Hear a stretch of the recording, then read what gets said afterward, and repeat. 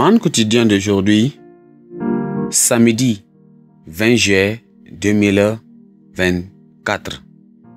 Thème: tu peux être acquitté.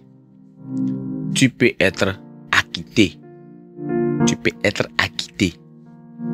Thèse de lecture: Romains chapitre 3. Romains chapitre 3. Lisons à partir des versets 21 à 31. Romains 3, à partir du verset 31, 21 plutôt, à 31.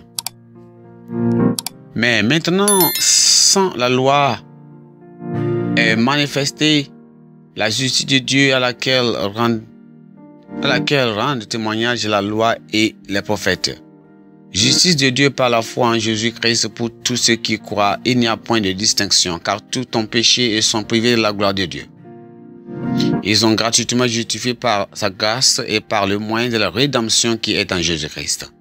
Celui que Dieu a destiné par son sang à être pour ceux qui croient, puis ceux qui croiront, victime propitiatoire, afin de montrer sa justice parce qu'il avait laissé impunis les péchés comme auparavant, au temps de sa patience, enfin, dis-je, de montrer la justice dans le temps présent, de manière à être juste, tout en justifiant cela, et celui qui a la foi en Jésus. Où donc est le sujet de glorifier, bien de se glorifier? Il est exclu. Par quelle loi? Par la loi des œuvres? Non. Par la loi de la loi. Car nous pensons que l'homme est justifié par la foi, sans les œuvres de la loi? Ou bien Dieu est-il seulement le Dieu des Juifs? N'est-il pas aussi pour les païens, les non-juifs? Ou l'est-il aussi des païens? Puisqu'il y a un seul Dieu qui justifiera par la foi les circoncis et par la foi des incirconcis,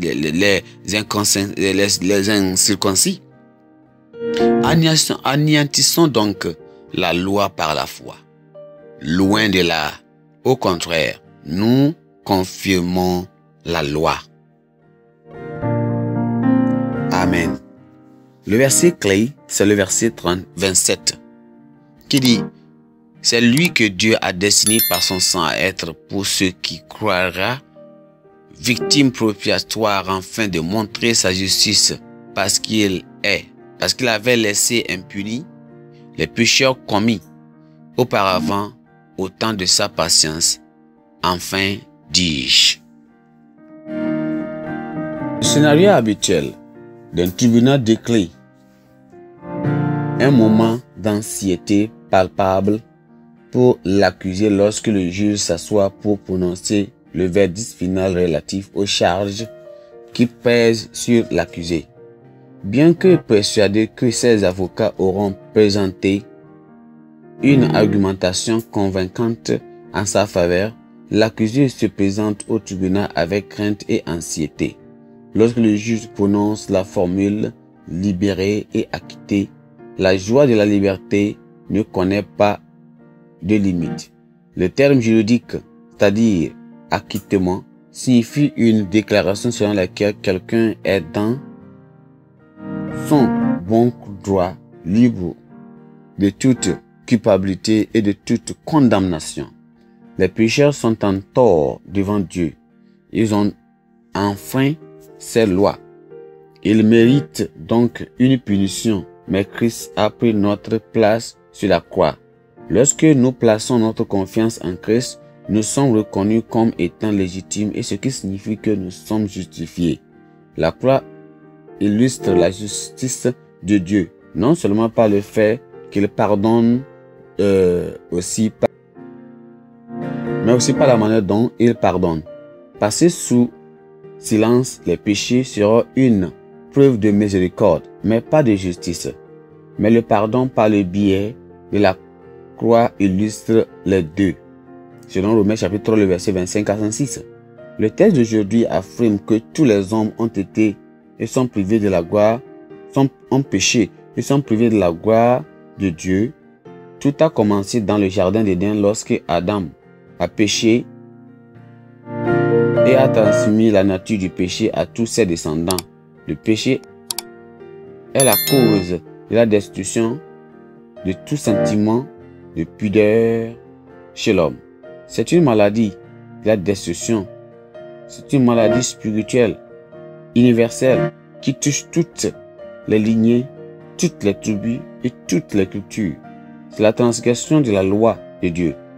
Par la grâce, par la foi, en son sang expiatoire, nous recevons le pardon de tout péché que nous confessons et nous repentons. C'est la grâce de Dieu qui nous apporte le salut à tous. Juifs ou païens, circoncis ou incirconcis, Dieu ne fait aucune discrimination. Tous peuvent être sauvés par la foi à l'expiation du Christ, mais seul le sang de Christ peut sauver de manière efficace, évidente et durable. Le salut est gratuit et sans contrepartie. Il s'agit d'une grâce reçue par la foi. Nos œuvres de justice ne peuvent pas nous sauver. Le salut vient par la foi, en œuvre accomplie au calvaire. Cette vérité évangélique, être portée à la connaissance de tous les hommes. Tant de gens luttent encore en vain pour libérer des chaînes du péché à travers leurs diverses religions. Nous devons les aider à savoir que le vrai salut et la liberté par rapport au péché peuvent être aussi obtenus par la foi. La liberté par rapport au péché peuvent être obtenus par la foi dans le sang expiatoire de Jésus-Christ seul. Ils peuvent échapper à la condamnation éternelle due au péché si seulement ils choisissent la voie du salut. Jésus est le seul chemin vers la vie éternelle. Jésus est le vrai chemin vers la vie éternelle. Amen. Pensez du jour. La grâce nous libère du péché et de la condamnation.